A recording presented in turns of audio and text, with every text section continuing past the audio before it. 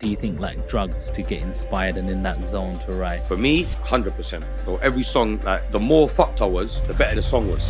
What's happening in a couple of years? I'm like, nah, fuck that, bro. I'll make money. I'm the only one who's been to prison, who's been stabbed multiple times, been involved in criminality. The last 2 years, I've been able in a position where I can stay at home 24 hours a day. One of my songs got banned. First time that BBC actually banned a song, especially from women, they're dirty. Pussy, fucking, you know, any woman that I've worked with has approached me. Women are actually selling themselves to see private pictures of her. You can see it for 24 hours, then you got to pay again, yeah? A woman selling sex is legal.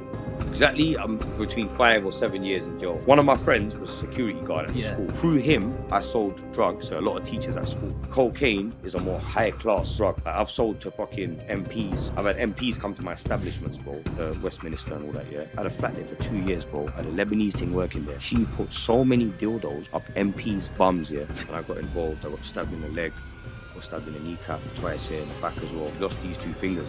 So I got stabbed 8, 9 times in my bum cheek, my right bum cheek. I think twice in my left bum cheek. Busted back as well, whatever, legs. Yeah, I think music has created a lot of business opportunities for me. It promotes you as a person. I've sold over 50,000 cans, yeah. And that's off of like 2, 3 Instagram posts. Fucking around, yeah. Drug, people are dying. There's people, sorry. Welcome back to Take a Seat. You're back with the host with the most. Head over to seanland.co.uk to go and grab yourself a free ebook. Why? Because you're going to learn all about serviced accommodation. It's all about getting you guys ahead. And this is why I started this podcast, to get entrepreneurs, high profile guests, and influencers. Today's guest is actually really, really controversial. He's gone from trapping to rapping, and he's even got his own drinks line. I want to know what makes this guy tick. So please welcome Frenzo Harami. Come on, my bro. What are you saying, G? I'm good, my bro. Thanks for having me on, man. Thanks for coming all the way from... Oh, I was out there today, man. I've been up and down London to Midlands to Scotland. Just doing mad trips, man. Traveling about everywhere, man. So tell me what's been happening in your week, bro? Mainly, I'll be real, bro. Recently, it's been the family thing recently because I've just had 2 kids. In the last 2 years, I've had 2 kids, so I've just been doing the family thing, trying to juggle that. Recently, I've got some more spare time because they're getting a bit older, so Missus getting used to managing it. Yes. So that's giving me time to get active again, you know, on the music. Yes. Other businesses. So talk to us about your new track, actually, because that's how I come across you. I heard this song and it was like, Licka licka na sari dat. And then it's like, yo, sweet like Ras Malai. I'm like, who's this guy? Come on, switching it up. Love that tune, bro. And you guys brought it back. And that's how I come across you. And I said to Zavak, I was like, yo, bro, get him on the podcast because I don't even know how to. Has somebody access you, bro? Bro, I know it's difficult. People say it's difficult, but I think I'm quite easily accessible. But people say it's difficult to get hold of me, but it's just man. Well, I had to go through someone I knew. I think because I've been ghost for a couple of years. Okay, that's probably what it is. What's happening in a couple of years? Nah, my bro, just chilling, just doing. You know what it is? I'm slowly trying to come away from a lot of the sort of illicit activities and haram activities. Trying to do some more positive stuff, you know, and I think because obviously with the kids and family, the foundations of that, I want to be legit, you know what I'm saying? So I've been trying to work on, you know, energy drink business, property, other stuff on the side, as well as obviously the music. I've been in the studio as well, so like, I've been working, just ain't really released nothing until obviously this song here, which is why you probably heard of it recently because I hear it. Just dropped it.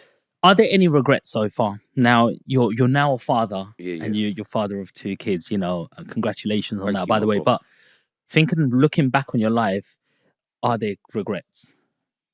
I'd say, I mean, there's things that I would have done differently. Maybe some decisions that I would have, you know, thought about again.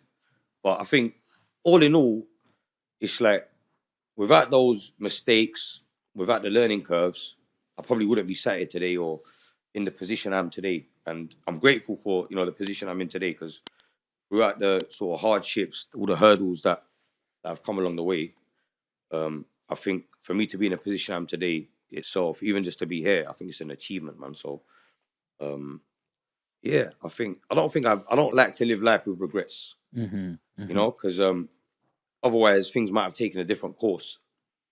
So sometimes people can dwell on these things and just be down and just like, dwell on regrets and just keep hating yeah, themselves and stuff. it holds you back in it So a you bit. If believe you on just moving just forward. move forward and yeah, just stay positive and just move forward. Because I mean, in the past, I've had issues where things have gone wrong or you've lost money and you just thought about it too much, and it's like rather than thinking about it, you can go out and make more money.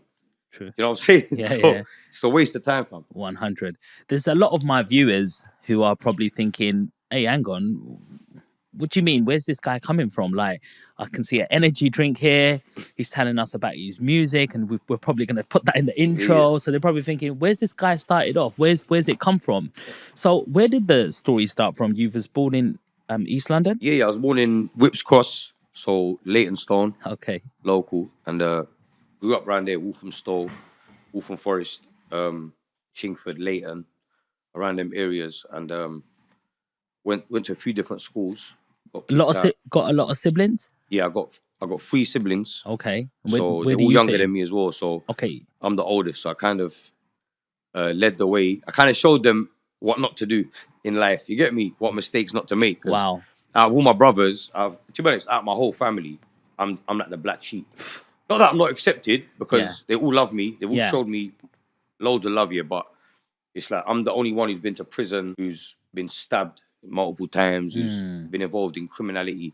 My whole family, the rest of my family, is all pretty much straight. You get me? How does that come about? Because normally, when you're the oldest, you're normally the best child. Yeah. You're the role model, and your dad normally gives you this prep talk, like everyone's looking up at you, or you're normally the one getting told off first, and everybody else learns. You know what I mean?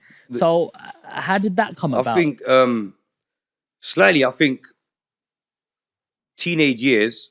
I think getting involved in I think it's the environment, bro, mainly. So at home, everything could be sweet at home, but I think when we're left to our own devices, away from home, at school, on the way to school, my dad was always working. My mum had a job as well. So she was a mother and she used to work as well. When we were at school, she had a part-time job. My dad used to work for the Inland Revenue before he set up his own business. So he kind of learned the whole tax thing. Yeah. And then he set up a business helping tax dodgers, you get me? And started doing finance, yeah? So it's like, in between that time, because he was obviously working late, whatever, I think you have a lot of time to mess around. And obviously, I think the presence of a man in the house is very important.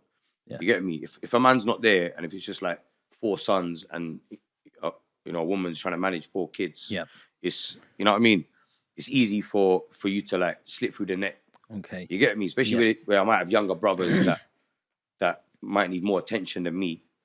I think it was one of them ones. Yeah, I totally agree with you, because a lot of people say, why do you keep telling people to be an entrepreneur? Well, I'm not telling people to be an entrepreneur. I'm just telling them you can do your own business. You don't have to get stuck in the system. And the best thing about being an entrepreneur is having the freedom of your time. 100%. And when you have a family, the first thing you want to do is be present. Yeah. Because like when you're young, you have all of this belief system. And every single day, somebody's putting a new disk hard drive into you for the belief system. Yeah. So if you're not going to be there, then obviously someone else is going to be there for your kids. And it's sometimes it's no fault of your own. Mum's working, dad's working. They got to put food on the table at the end of the day. 100%, fam. But if they think outside of the box, does a little course, get their mindset going, you'll be able to get like freedom of your time. And you've set up many businesses to even know that. Loads. That's why, fortunately, the last 2 years, I've been able in a position where I can stay at home 24 hours a day, not really go out anywhere. Do you get me? Obviously, I think the first few months when my first child was when my missus was pregnant, I was just tying up some loose ends. Since then, I've been at home. Do you know what I'm saying? Pregnancy throughout the whole time, even after they're born, I've been at home. So I've been present. How do you do that though? Because like when you're an entrepreneur, you're doing business, you're bopping around, every day is different, and the next minute you're at home, boom. Thing is, I'd say since I started doing music, I've started outsourcing and sort of delegating a lot of my work. Okay. So every business that I run, no matter what it is, I've got people that are doing certain functions. You're leveraging. Yeah. You so got like, systems, I can't do process. it all on my own, bro. Like me, cool. My job at the moment, I'd say, is I make music because I enjoy it. And I make a few hours a day. I might make a beat, write some lyrics. To be fair, the lyrics, I need more inspiration. I need to go out, get on the packet. You know what I mean? Couple days on the